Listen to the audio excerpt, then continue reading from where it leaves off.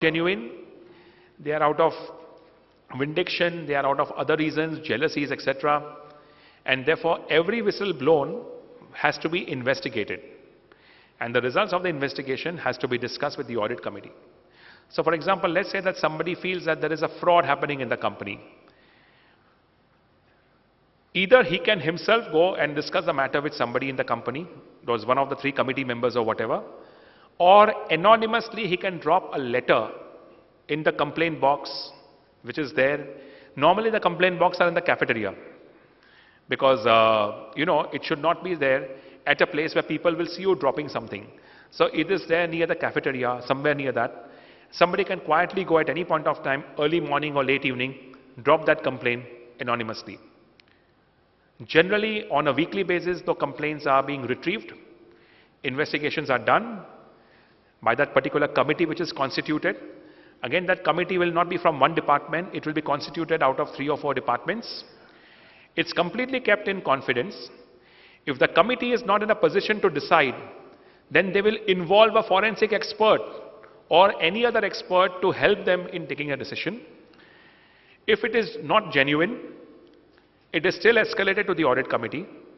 If it is genuine, it is also escalated to the audit committee, and the impact of that in terms of financial loss or whatever is discussed, and the case will go to the audit committee, and accordingly the audit committee will decide the next course of action.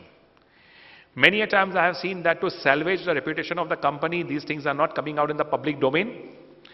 But now, as we discussed in the morning, even if an auditor, and that's the reason why auditor is given that responsibility, if the auditor is actually sensing a fraud happening in the company, or if the auditor is aware of the fact that there is a fraud in the company, once he comes to know about it, within a period of 2 months, it needs to be escalated to the central government, to the Ministry of Corporate Affairs.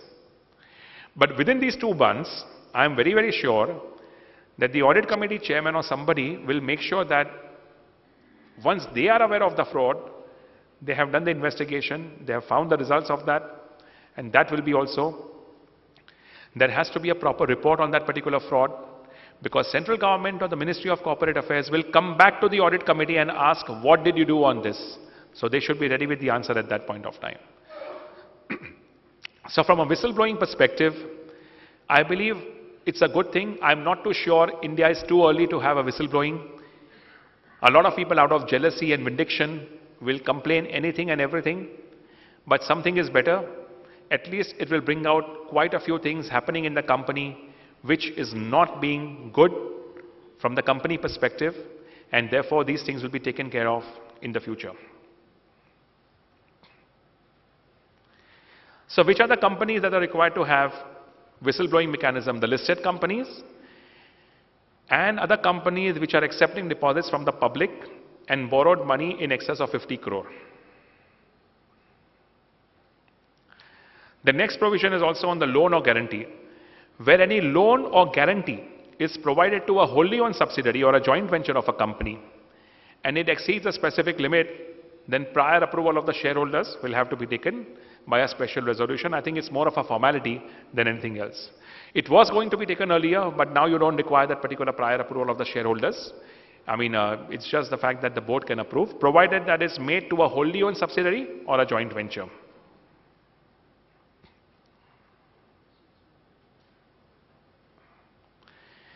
Now, we all spoke about corporate governance. We all spoke about different aspects of governance.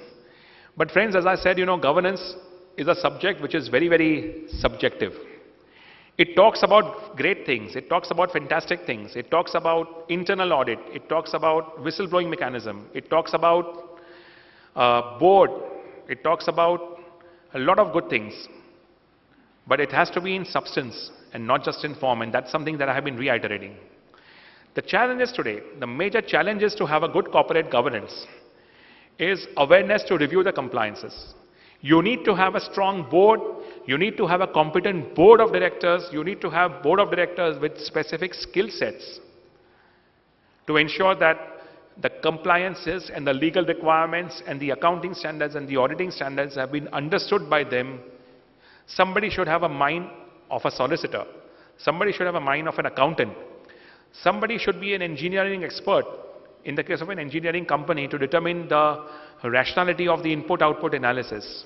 You need a good representation of the board of directors to make sure that all the important aspects of the company, name it production, name it supply, name it finance, name it internal controls, somebody should be able to take the understanding of that and give a comfort to the board that things are fine.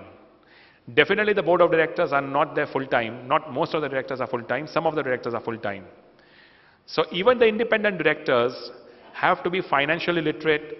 Even they have to understand the business operations of the company.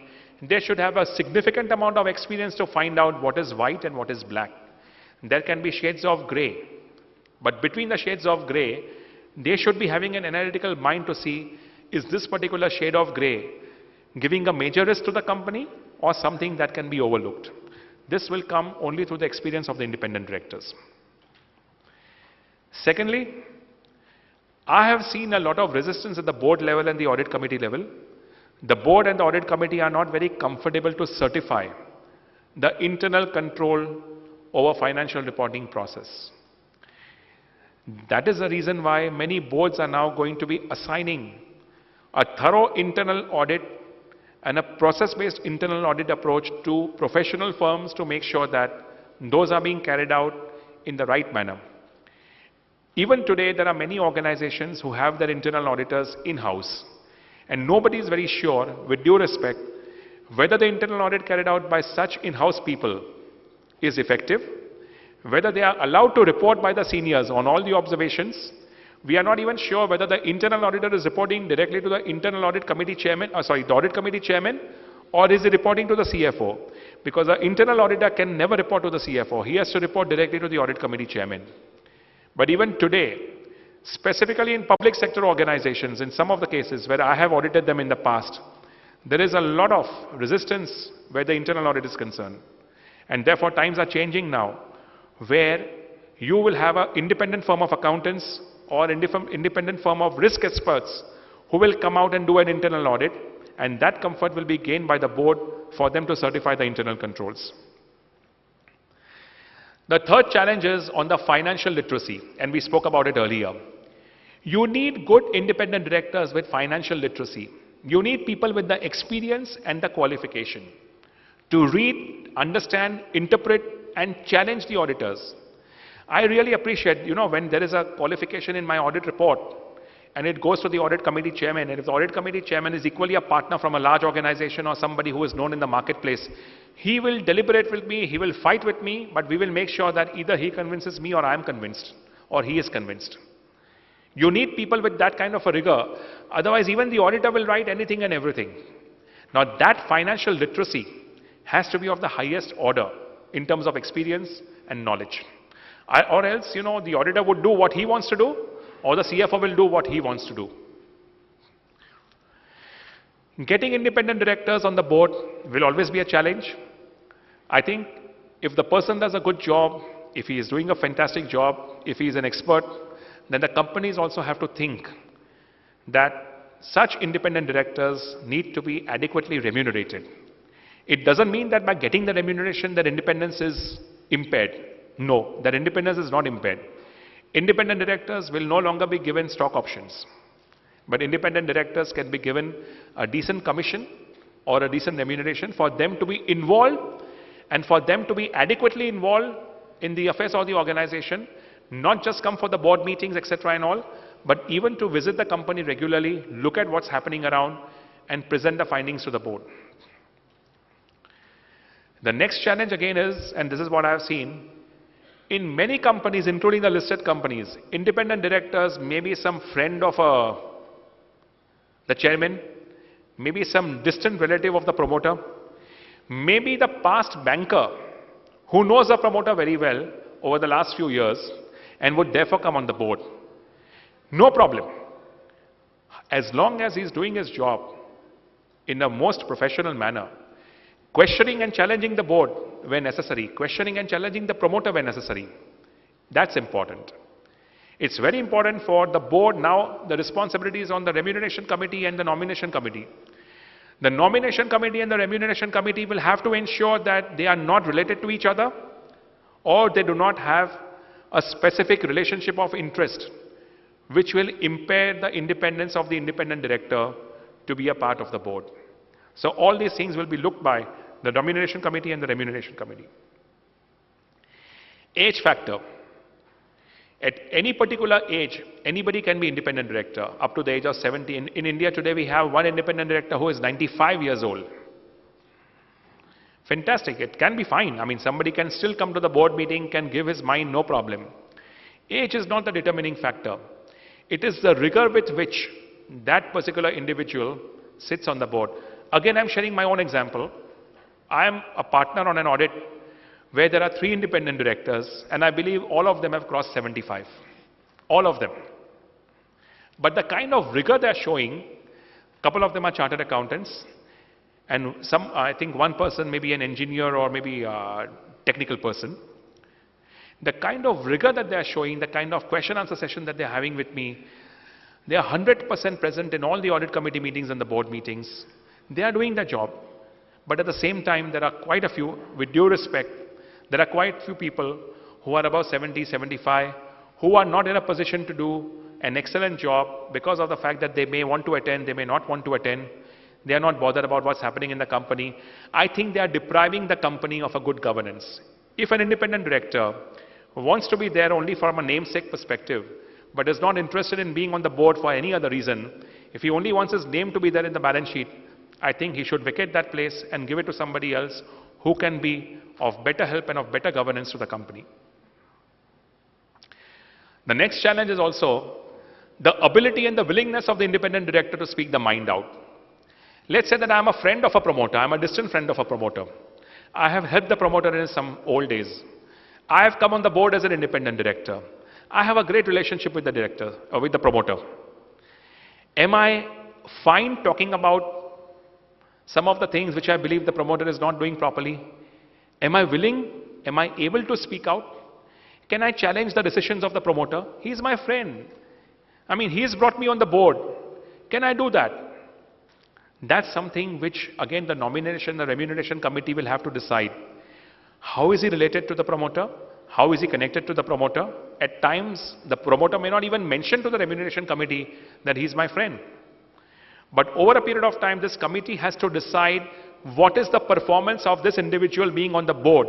Is he vocal? Is he sharing his mind out? That's something which is required to be assessed at the time of performance. Now, when I talk about all these things, you may think that this man is talking about all the, the things that are required to be there. But the challenge today is that you do not get good amount of independent directors with that kind of repute. Number one, independent directors are very scared to come in the company in the way the company law is designed now. And number three, even if they want to come on the board for independent directors, they may be retired. They may be having a good amount of saving. Why should I come on the board for 10,000 and 20,000 and 50,000 rupees sitting fee? How much will I get in a year? 2 lakhs, 3 lakhs. So that's why my point comes up again. You need good people, you need talent, you need to remunerate them properly, and you need to make sure that they perform based upon your expectations.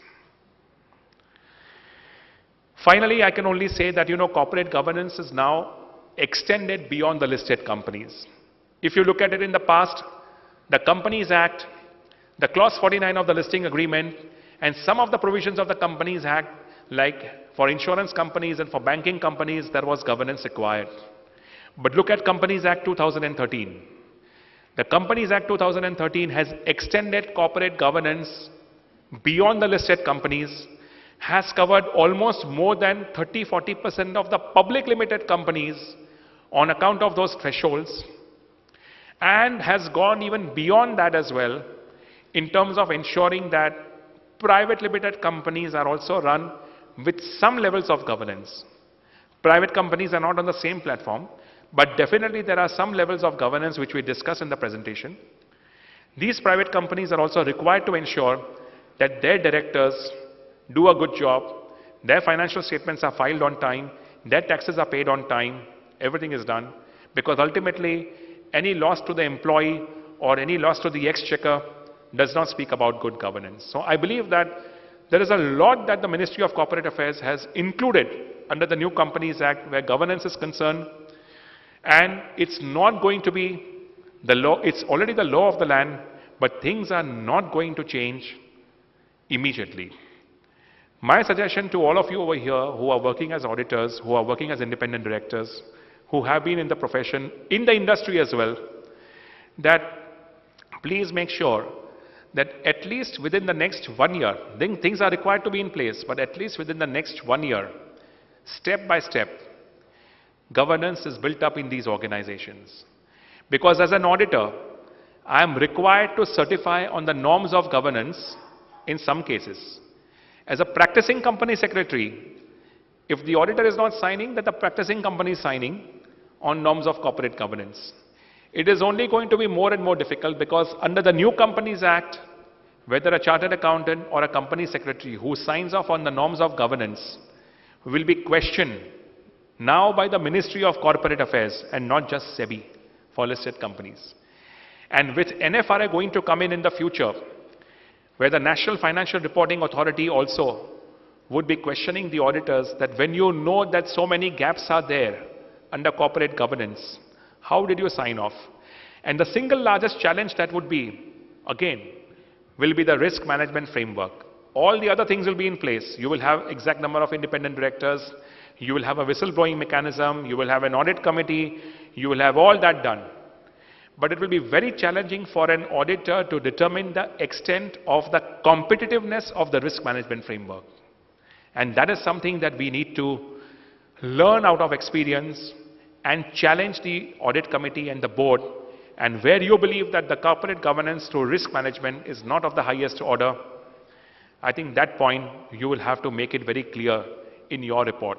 Because if the auditor or any other person signing that particular report is questioned by the Ministry of Corporate Affairs, National Financial Reporting Authority will definitely take a stand against that particular individual or the firm, and then there will be punitive action and a lot of things. So I believe times are changing, difficult times for the profession, difficult times for the company, but when I say difficult, it means that it is going for the better. The businesses are going to change. The manner in which the businesses are run is also going to change. And that's only being shown by time. So I believe that we all will work towards ensuring good governance norm, help out our clients where necessary in ensuring that there is a good architecture of risk management framework and of governance as well. With this, I really thank all of you for a wonderful patient listening. It really sort of, makes the speaker also very happy in terms of such a good audience being there and sitting very quietly over the last 1.5 hours.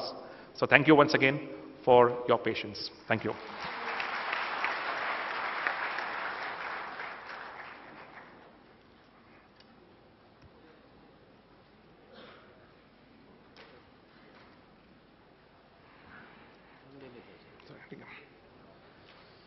Ladies and gentlemen, what do I call it more? I mean, it has been a superb, excellent, wonderful deliberations by CA Khushru Panthaki. And although we had a time slot for the floor discussions, rather question answers, but we are running short of time, so we'll start the lunch proceedings and we'll discuss the questions and answers offline. You would be there till 4 o'clock. So if you have any questions, please raise those queries, post lunch, so that those queries can be addressed. And thanks to the entire audience. I mean, hats up to the entire audience. I mean, it was just pin drop silence. Witnessing this from the dais, no noise, nothing, and absolutely, it was a superb show. And with that, ladies and gentlemen, I would ask CA Shugato Ganguly to please come forward and offer a memento to our speaker, CA Khushru B. Panthaki. If Sugato is not there, I would ask CA S.K. Chatterjee, a senior member sitting at the front row, to please come forward and offer a memento to our speaker, CA Khushru B. Panthaki. Ladies and gentlemen, a big round of applause for the speaker for his wonderful deliberation.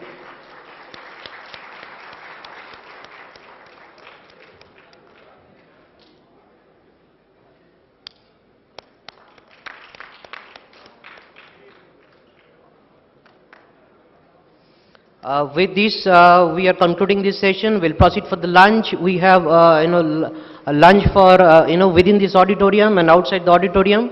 So we would request all of you to please, spread accordingly so that we will, a decent time slot for the lunch. We'll start at 2 o'clock with the new session. Thank you. Thank you very much.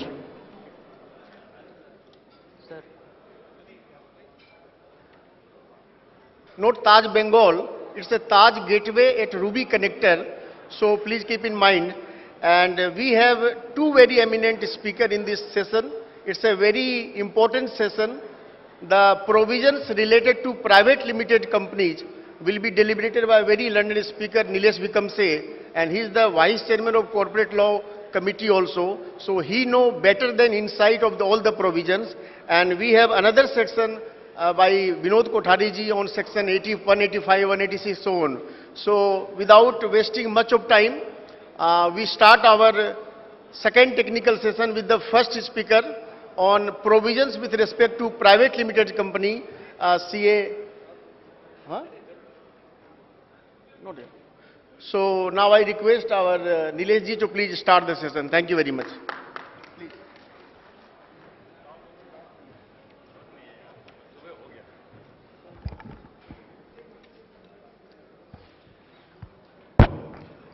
Good afternoon, respected seniors and my fellow colleagues, chartered accountants. So that's the reason I insisted, Subhash, that I'll take up one of the technical sessions, and which I believe is very important to all of us, which is the impact of the new Companies Act on the private companies. The 1956 Act has been with us for last 58 years. And even in that Act, even now, there are issues of interpretation. So just to give an example, just about a couple of months back, on section 301, the 2% holding, we were debating amongst certain senior professionals, like how do you interpret that 2%? I will not go much into it. So that is the case of a law which is with us for last 58 years. Now this is one act where the act was notified in August, 98 sections made mandatory on 12th September, one section in February on CSR, and we have got about 183 odd sections being made mandatory now. What has happened is the rules also, there were draft rules which are there. A lot of representations went on the draft rules, and they have been modified again recently in March. So it is going through a very transition phase. So these type of occasions, when we speak, we get a chance to, update. So when I'm saying this, apart from my selfish interest, let me again give a caveat that in whatever presentation I'm going to make, there can be E and OE, errors and omissions. The reason again is the way we are interpreting things, we are evolving. I'm saying the interpretation is evolving in the Act. So I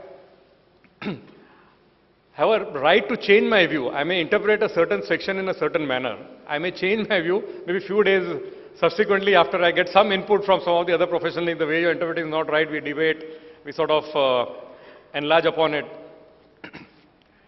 Friends, how many of you remember during our times, at least my times, we had a TV serial called Star Trek.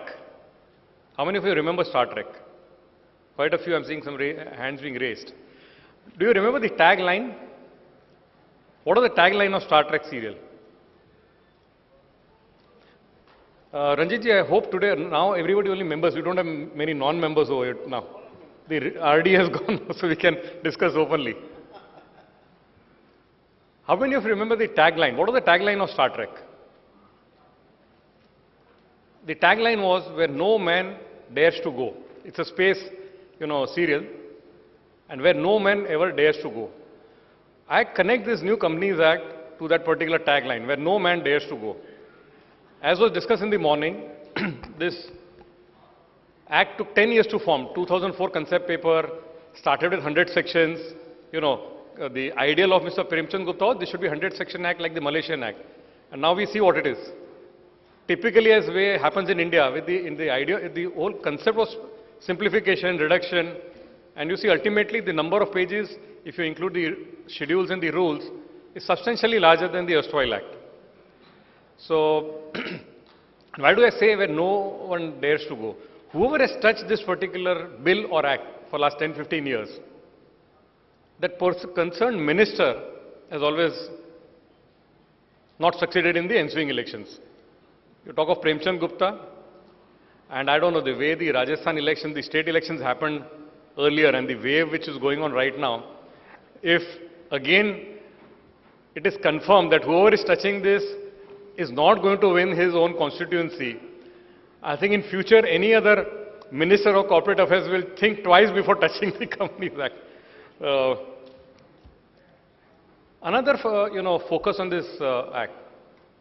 The whole idea was simplification, etc., etc. But over a period of time in the last 10 years, what has happened is this whole act has become a reaction to these scams. Starting with Satyam and lately ending with your Sarda scam, in between Ketan Parekh and so on and so forth. So all these scams which have happened, they thought they can control these scams through the legislation.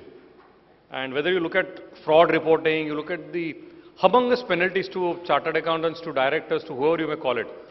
And by making it as punitive, somewhere somebody would have misused the holding subsidiary structure, so no loans to be given. Somebody would have misused the private company, vehicles, so private company benefits going out. So in my view, the whole, thought process, what has gone in, is how do we have an answer to the various scams, whatever issues they have found. If holding subsidiary route has been misused, plug that. If private companies has been misused, plug that. If auditors have not done the job or maybe have not been able to do the job, have heavy penalty, etc., etc. So, I don't know whether just by these provisions, frauds are going to stop or scams are going to stop. Even in a very, very well-developed economy like US, you keep on seeing, scams happening, whether it's Enron or lately Lehman Brothers or whatever you may call it. So it is WorldCom, name it. And what is important is how do we punish these scammers? In our country, what is happening is these scammers go unpunished. And like you've seen the NFRA coming up, I'll slightly diverge from the topic also because at the macro level. One of the feedback which we keep on hearing at the council or institute level is our disciplinary process is very slow, etc., etc., etc. And whether the regulator, the ministries, the other departments. I can tell you, friends, our disciplinary process is one of the best in the country. Number one, any other profession, whether it's medical, engineering, architects, any other profession you take, they don't have the disciplinary mechanism. And why I'm so proud of our system, there could be delay. Why there are delays? Because it follows the law of natural justice. You have to give time, opportunity of being heard, etc., etc. And in that also this year, our president, immediate past president Subodh Agarwal ji has done a wonderful job. I can't, express what he has done in this 1 year of his tenure. Humongous amount of backlog cleared. Almost, I think, till 2011, substantial thing has been cleared. So 2 years in an Indian system, judicial system, if only 2 years cases are pending, by and large, some of the old cases may be pending, I think it's a big achievement. Forget that. Look at Satyam. What has happened to Mr. Raju? He must have been in jail for 1 or 2 years. He is now out free. I don't know what are the restrictions on him. And you compare it to our institute, we have punished 2 partners of the firm which were auditing, 2 managers and 2 qualified assistants. 6 people